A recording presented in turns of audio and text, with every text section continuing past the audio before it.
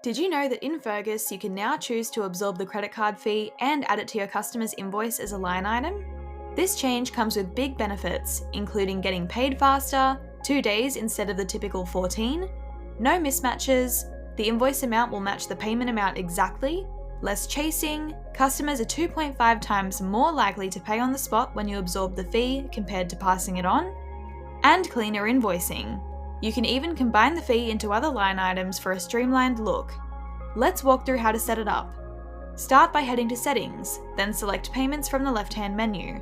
If you haven't set up Fergus Pay yet, you'll need to do that first. Check out our setup guide for help.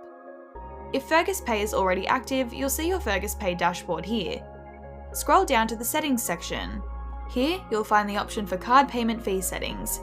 Select the new setting to absorb the fee and include the line item on the invoice.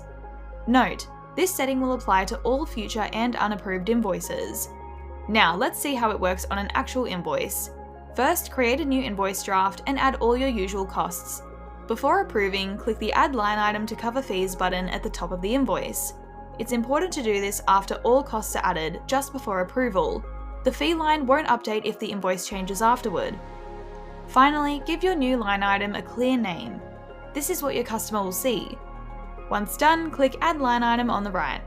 Want to simplify the invoice? You can easily combine this fee line item with other line items.